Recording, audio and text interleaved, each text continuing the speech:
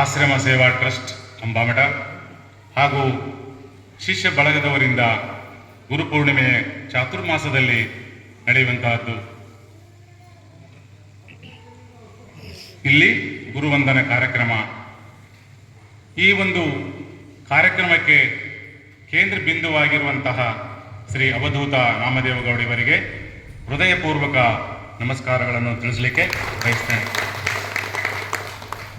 ವೇದಿಕೆ ಮೇಲೆ ಆಸೀನರಾದಂಥ ಎಲ್ಲ ಗುರು ವೃಂದಕ್ಕೆ ಹೃದಯಪೂರ್ವಕವಾದ ನಮಸ್ಕಾರವನ್ನು ಸಲ್ಲಿಸುತ್ತಾ,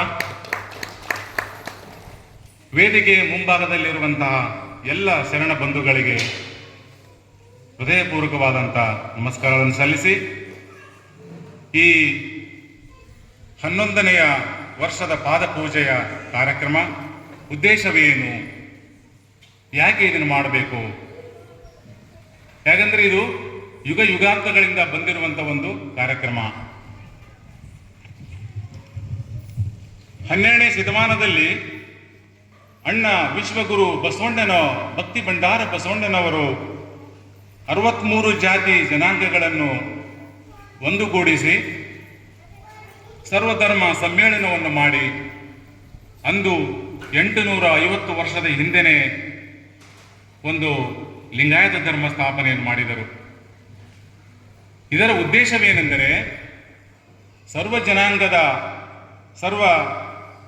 ಸಮಾನತೆಗಾಗಿ, ಮಾನವ ಜನ್ಮ ಉದ್ಧಾರಕ್ಕಾಗಿ, ಇಂಥ ಒಂದು ಎಲ್ಲರ ಏಳಿಗೆಗಾಗಿ ಹಾಗೂ ಈ ದೇಶದ ಉಳಿವಿಗಾಗಿ ಅಂದು ಲಿಂಗಾಯತ ಧರ್ಮವನ್ನು ಸ್ಥಾಪನೆ ಮಾಡಿದಂಥ ಭಕ್ತಿ ಭಂಡಾರ ಬಸವಣ್ಣನವರಿಗೆ ಸಲ್ತದೆ ಇದು.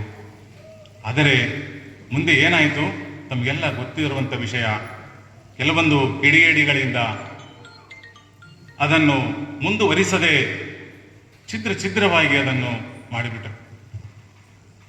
ಹಾಗೆ ಕಾರಣ ನಮ್ಮಲ್ಲಿ ಒಗ್ಗಟ್ಟು ಇಲ್ಲದ ಕಾರಣ ಬಂಧುಗಳೇ, ನಮ್ಮಲ್ಲಿ ಒಗ್ಗಟ್ಟು ಇಲ್ಲ.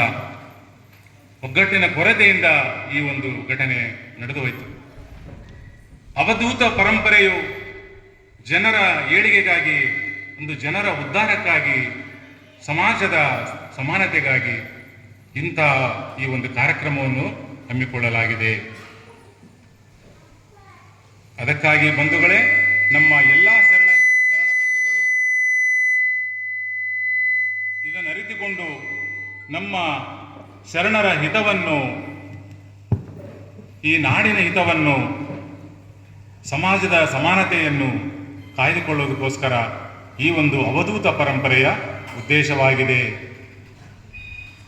ಹಾಗಾದರೆ ಇಲ್ಲಿ ಧರ್ಮವೆಂದರೇನು? ನಾವು ಇದು ಬಹಳ ಮುಖ್ಯವಾಗಿ ತಿಳ್ಕೊಳ್ಬೇಕಾದಂಥ ವಿಷಯ. ಯಾವುದು ಸರಿಯಾದುದಲ್ಲ ಅದನ್ನು ಬಿಟ್ಟು ಯಾವುದು ಸರಿಯಾಗಿದೆ ಅದನ್ನು ಮುಂದುವರಿಸುವುದು ಧರ್ಮ. ಯಾವುದು ಒಳ್ಳೆಯದಿದೆ ಅದನ್ನು ತಿಳಿದುಕೊಂಡು ನಾವು ನಡೆಯುವುದೇ ಧರ್ಮ. ಸಮಾಜದ ವಿರುದ್ಧ ಹೋಗುವುದು, ಈ ಪ್ರಕೃತಿಯ ವಿರುದ್ಧ ಹೋಗುವುದು ಧರ್ಮವಲ್ಲ, ಅದು ಅಧರ್ಮ ಅನ್ನೋದು ತಿಳಿಸಿಕೊಡುವುದೇ ಈ ಒಂದು ಉದ್ದೇಶ, ಗುರುಗಳ ಒಂದು ಪರಂಪರೆ.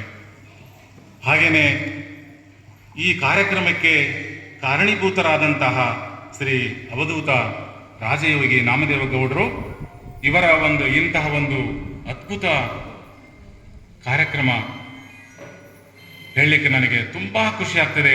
ಈ ಒಂದು ಶಿಷ್ಯ ಬಳಗಕ್ಕೆ ನೋಡಿ ಎಂಥ ಕಾರ್ಯಕ್ರಮ, ಯಾರೂ ಮಾಡದಂಥ ಕಾರ್ಯಕ್ರಮ ಇದು. ಶಿಷ್ಯ ಬಳಗಕ್ಕೆ ಒಂದು ಪಾದಪೂಜೆ ಕಾರ್ಯಕ್ರಮ ಇಡೀ ನಮ್ಮ ಕರ್ನಾಟಕದಲ್ಲಿ ಪ್ರಪ್ರಥಮವಾಗಿ ಇವರು ನಡೆಸಿಕೊಂಡು ಬಂದಿರುವಂಥ ಈ ಕಾರ್ಯಕ್ರಮ ಸತತ 11 ವರ್ಷದಿಂದ ನಡೆಸುತ್ತಾ ಬಂದಿದ್ದಾರೆ. ಇದು ಒಂದು ಹೆಮ್ಮೆಯ ವಿಷಯವನ್ನು ಹೇಳಲಿಕ್ಕೆ ನನಗೆ ಇಲ್ಲಿ ಸಂತೋಷ ಆಗ್ತಾ ಇದೆ. ಹಾಗೆ ಇದಕ್ಕೆ ಇನ್ನೋರ್ವ ದಾನಿಗಳು, ಬಹಳ ಮುಖ್ಯವಾದಂಥ ದಾನಿಗಳು, ಅವಧೂತ ಆಶ್ರಮ ಕಟ್ಟಡ ನಿರ್ಮಾಣ ಮಾಡಲು ಇದೇ ಒಂದು ಅಂಬಾಮಠದ ದೇವಸ್ಥಾನದಲ್ಲಿ ಒಂದು ಅವಧೂತ ಆಶ್ರಮ ಆಗಬೇಕು ಅಂತ ಹೇಳಿ ಅವರಿಗೊಂದು ಸಂಕಲ್ಪ ಆಗಿತ್ತೇನೋ. ಆ ಒಬ್ಬ ಶರಣ ಇಲ್ಲಿ 1 ಎಕರೆ 2 ಗುಂಟೆ ಜಾಗವನ್ನು ದಾನ ಮಾಡಿದ್ದಾರೆ. ಅವರಿಗೆ ಎಲ್ಲರ ಪರವಾಗಿ ಹೃತ್ಪೂರ್ವಕ ಧನ್ಯವಾದಗಳನ್ನು ಹೇಳೋಣ. ಶರಣ ಶ್ರೀ ನಿವೃತ್ತ ತಹಶೀಲ್ದಾರ್ ಆದಂಥ ಶ್ರೀ ವೆಂಕನಗೌಡರು ಹಾಗೂ ಅವರ ದಂಪತಿಗಳಿಗೆ ಅವರ ಧರ್ಮಪತ್ನಿಗೆ ನಾವು ಧನ್ಯವಾದಗಳನ್ನು ಹೇಳಲಿಕ್ಕೆ ನಾನು ಈ ವೇದಿಕೆ ಮುಖಾಂತರ ಬಯಸ್ತೇನೆ. ಹಾಗೆಯೇ ಈ ಕಾರ್ಯಕ್ರಮಕ್ಕೆ ಇನ್ನೋರ್ವ ದಾನಿಗಳು ಶರಣಶ್ರೀ ಶಿವರಾಜ್ ಪಾಟೀಲ್ ಮತ್ತು ಧರ್ಮಪತ್ನಿ ಶರಣೆ ಉಮಾದೇವಿ ಇವರು 11 ವರ್ಷದಿಂದ ಈ ಒಂದು ಕಾರ್ಯಕ್ರಮಕ್ಕೆ ಪುಷ್ಪಗಳನ್ನು ಅವರು ದಾನವಾಗಿ ಕಳಿಸ್ತಾ ಇದ್ದಾರೆ. ಅವರು ಈಗ ಆನ್ ದ ವೇ ಇದ್ದಾರೆ, ಬರ್ತಾ ಇದ್ದಾರೆ, ದಾರಿಯಲ್ಲಿ ಬರ್ತಾರೆ. ಇನ್ನೇನು 1 ಗಂಟೆಯಲ್ಲಿ ಅವರು ಇವತ್ತು ಈ ಸಮಾರಂಭಕ್ಕೆ ಅವರು ಆಗಮಿಸಲಿದ್ದಾರೆ. ಅವರಿಗೂ ಕೂಡ ನಮ್ಮೆಲ್ಲರ ಪರವಾಗಿ ಧನ್ಯವಾದ ಹೇಳಲಿಕ್ಕೆ ನಾನು ಬಯಸ್ತೇನೆ. ಇಂಥ ಒಬ್ಬ ದಾನಿಗಳು ನಿಜವಾಗಿ ಅಪರೂಪ. ಯಾಕಂದರೆ ದಾನ ಎಷ್ಟು ನೀವು ದಾನ ಮಾಡ್ತೀರಿ ಅಷ್ಟೊಂದು ಭಗವಂತ ನಿಮಗೆ ಕೊಡ್ತಾ ಹೋಗ್ತಾನೆ.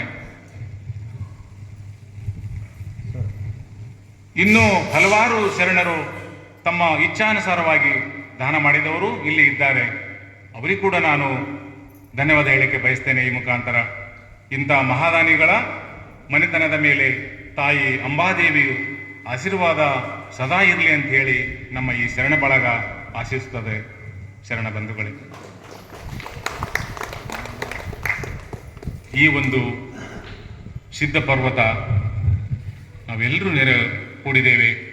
ಈಗ ನಾವೆಲ್ಲರೂ ಕೂಡ ತಾಯಿ ರಾಜರಾಜೇಶ್ವರಿ ಮತ್ತು ಚಿದಾನಂದ ಅವಧೂತರ ಸನ್ನಿಧಿಯಲ್ಲಿ ಕುಳಿತಿದ್ದೇವೆ.